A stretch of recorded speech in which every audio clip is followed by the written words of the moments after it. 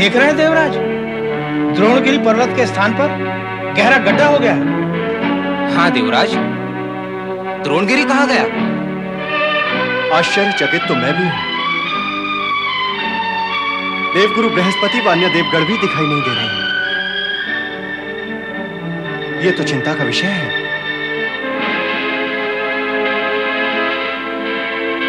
क्या हुआ गुरुदेव? जो नहीं होना था वो हो गया देवराज। महाबली जलंधर ने द्रोणगिरी को उखाड़कर समुद्र में फेंक दिया। क्या? समुद्र में? द्रोणगिरी को समुद्र में फेंक दिया जलंधर ने? क्या इतना बलशाली है वो? द्रोणगिरी को उखाड़कर फेंक दिया? उस ओर देखे देवराज, देवगुरु लौट रहे हैं अपने जीवित सैनिकों के साथ। देवगुरु बृहस्पति की जय! देवगुरु बृहस्पति की जय! दैत्यराज महाबली जलंधर की जय! दैत्यराज महाबली जलंधर की जय! दैत्यराज महाबली जलंधर की जय! दैत्यराज महाबली जलंधर की जय! दैत्यराज महाबली जलंधर की जय! महारानी वृंदा की जय! दैत्यराज महाबली जलंधर की जय! महारानी वृंदा की जय! महाबली जलंधर की महारानी वृंदा की जय! महाबली जलंधर की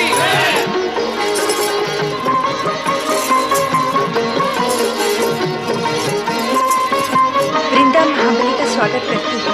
केवल स्वागत वृंदा, और कुछ नहीं? प्रशंसा भी। देवगुरु बृहस्पति के द्वारा देवगुरु को बचाने के सभी प्रयत्न व्यर्थ कर दिए आपने। द्रोणगिरी को तो उठाकर समंदर में ही फेंक दिया आपने। आवश्यकता ही नहीं पड़ी वृंदा, नहीं तो तेरा ये भुजबली पति समुद्र को उठाकर द्रोणगिरी पर फेंक देता। जानती हूँ आपकी असुरी शक्ति की कोई सीमा नहीं। महाबली जलंधर के लिए सीमा कौन तय करेगा? जो करेगा मारा जाएगा महाबली जलंधर के हाथों से। गुरुवर शुक्राचार्य की जय! शुक्राचार्य?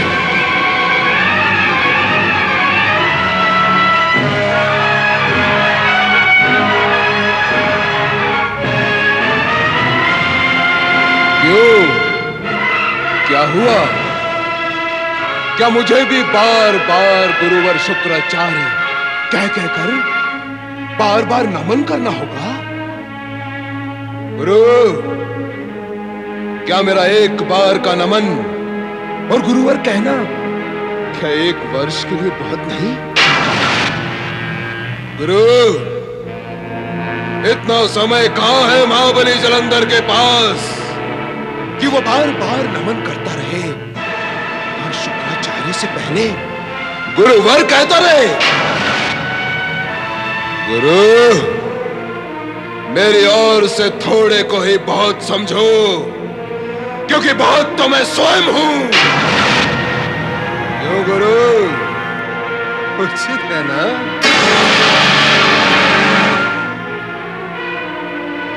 माता, पिता व गुरु अपने योग्य और सबल शिष्य व पुत्र की अभद्रताएं सहन कर लेते हैं। मैं भी कर लूंगा, किंतु गुरु, मैंने पहले भी कहा था और अब फिर कहता हूं, जैसे मैंने द्रोणगिरी को उखाड़कर समुद्र में फेंक दिया है, वैसे ही तुम भी अपने मुंह से किंतु परंतु उखाड़कर समुद्र में फेंको। उससे क्या होगा महाबली? गुरु, अपना सुर नीचे करो, नीचे। असुर के सम्मुख सुर ऊंचा उठाने से असुर की असुरता बढ़ जाती है। वैसे भी महाबली जलंधर ऊंचे सुर बोलता है, सुनता नहीं। जो सत्य में जानता हूं उसे क्यों दोहरा रहे हो तुम? तुम महाबली हो, पराक्रमी हो, साहसी हो, अजय हो। द्रोणगिरी जैसे विशाल पर्वत को उखाड़ना और उखाड़कर उठाकर उसे समुद्र में फेंक देना बड़े बड़े बलवानों के वश में नहीं। तुम जगत के सर्वाधिक शक्तिशाली असुर हो, इतने पर भी फिर वही गुरु घुमा फिराकर तुमने किंतु का प्रयोग कर ही डाला। इतने पर भी का अर्थ किंतु ही होता है ना? अर्थात मैं अपनी बात न कहूं? सत्य के रूप में जो विपदा तुम्हारे सर पर मंडरा रही है उसे ना कहूं? कहो, अवश्य कहो, ताकि मैं उसे भी समुद्र में फेंकाऊं। तो सुनो महाबली, द्रोणगिरी को समुद्र के अथाह तल में डुबोकर और उसके साथ देवगुरु बृहस्पति की योजना को भी नष्ट करके तुमने देवताओं के मन में अपने प्रति क्रोधाग्नि को बढ़ा दिया है।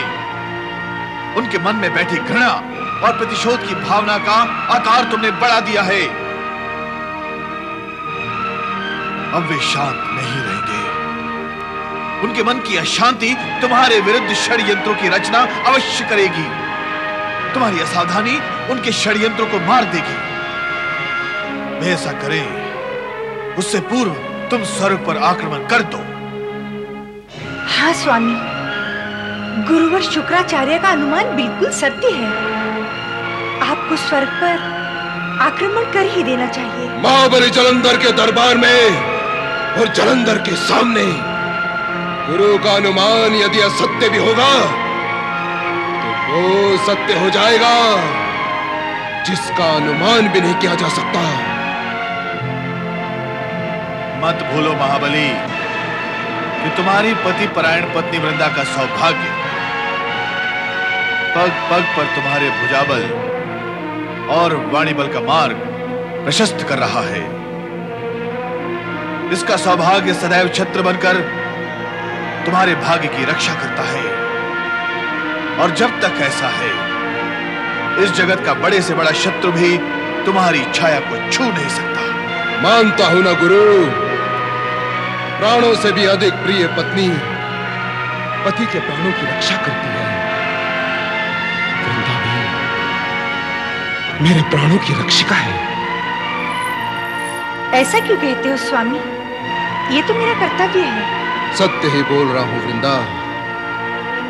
और दूसरा सत्य यह है कि मैं स्वर्ग पर आक्रमण करने की घोषणा करता हूं। सैनिकों, तैयारियां करो, हमें स्वर्ग पर आक्रमण करना है। दैत्यराज महाबली जलंधर की, देवगुरु बृहस्पति की, देवगुरु बृहस्पति की। किसकी जय और कैसी जय? शत्रु ने हमारे पराजय की पूरी तैयारियां कर ली है। यह समय जयकार का नहीं, सावधान हो जाने का है देवराज इंद्र। क्या बात है गुरुदेव, आप इतना व्यग्र क्यों हैं? व्यग्रता का कारण है देवराज, जलंधर ने द्रोणगिरी समुद्र में डुबोकर यह प्रमाणित कर दिया है कि उसकी शक्ति अटूट है। जब किसी दुष्ट प्रवृत्ति वाले असुर को अपनी शक्ति और प्रबलता का ज्ञान होता है तो वो चुप नहीं बैठता, शांत, अपरिचित और निर्दोष प्राणियों का जीवन दुर्लभ कर देता है। तो फिर शत्रुओं पर वार करने से उसे कैसे रोका जाए? हम उनके शत्रु हैं देवराज। तो अब हमें क्या करना होगा गुरुदेव? देवराज, साधारण विषय में कभी कभी अपनी बुद्धि का बल भी प्रयोग किया करें। सदा मैं ही बताता रहूं कि क्या करना है। जलंधर अपनी शक्ति का प्रमाण दे चुका है, अब शुक्राचार्य उसे शांत नहीं रहने देगा। वो उसकी असुरी शक्ति का हमारे विरुद्ध अवश्य प्रयोग करेगा। वही निवेदन कर रहा हूं गुरुवर कि उसकी आसुरी शक्ति को रोकने के लिए हम क्या उपाय करें? देवराज, इस समय हमारे एकमात्र रक्षक भगवान विष्णु है। हमें शीघ्र ही उनकी शरण में जाना चाहिए। असुर अवश्य स्वर्ग लोक पर पुनः आक्रमण करेंगे। यदि हमने सुरक्षा का उपाय करने में विलंब किया तो हम शत्रु को पराजित नहीं कर पाएंगे। केवल भगवान विष्णु ही उन्हें रोक सकते हैं। वैकुंठनाथ श्री हरि विष्णु की जय, माता महालक्ष्मी की जय। आदरणीय अतिथिगण का सत्कार हो।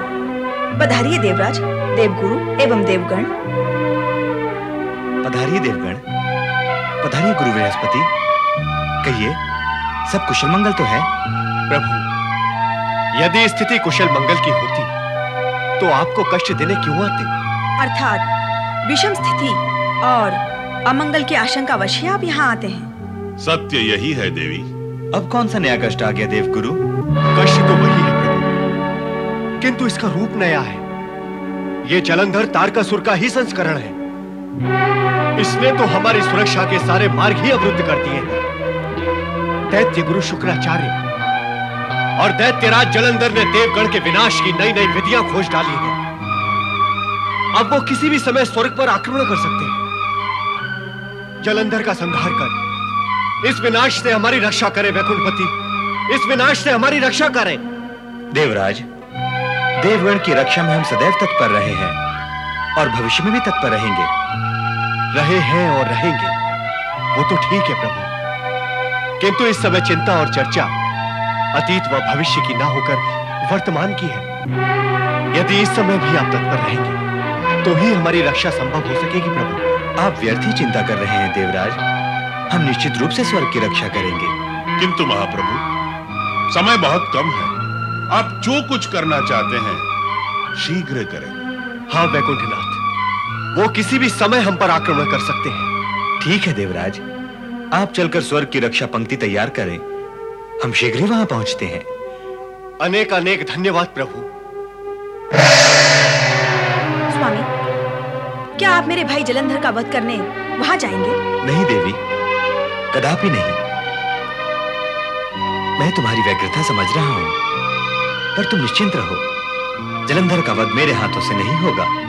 आप कहते तो हैं, पर देवगण के पक्ष में अनेक बार असुरों के साथ छल तो किया है। अवश्य किया है, देवगण के पक्ष में असुरों से छल किया है, किंतु देवगण के पक्ष में कभी किसी देव अथवा देवी से छल नहीं किया। और देवी, ऐसा छल व्यवहार स्वाभाविक और दोष रहित है। इसके लिए हमें ग्लानि नहीं, गर्व है। सज्जन की रक्षा करने के लिए दुष्टों से छल करना नीति संगत माना गया है। नीति अनीति मैं नहीं जानती स्वामी, मैं तो केवल इतना जानती हूँ कि जलंधर मेरा छोटा भाई है, और मैं ये भी जानती हूँ कि एक बार सुदर्शन चक्र आपके हाथ से निकल जाए तो वो शत्रु का संहार करके ही लौटता है। इसलिए आप मुझे वचन दीजिए स्वामी कि आप मेरे भाई जलंधर पर सुदर्शन चक्र नहीं चलाएंगे। विश्वास करो देवी, ऐसा नहीं होगा। मुझे विश्वास नहीं, वचन चाहिए स्वामी। हम वचन देते हैं कि जलंधर पर सुदर्शन चक्र नहीं चलाएंगे, किंतु हम स्वर्ग की रक्षा के लिए प्रतिबद्ध हैं। हमें तुरंत स्वर्ग जाना होगा।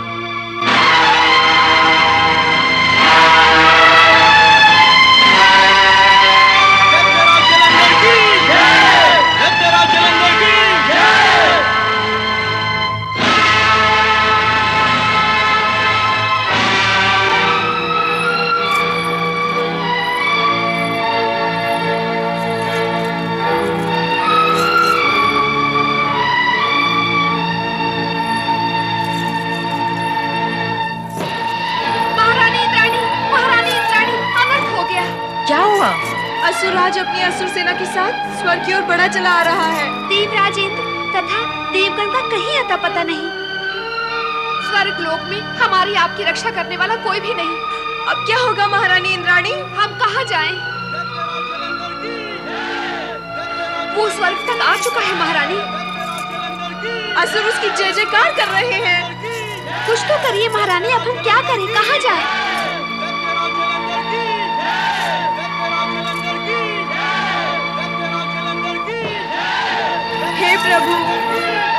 हे प्रभु कहाँ है? हे श्री हरि विष्णु, हमारी रक्षा करें, हमारी रक्षा करें प्रभु, हमारी रक्षा करें।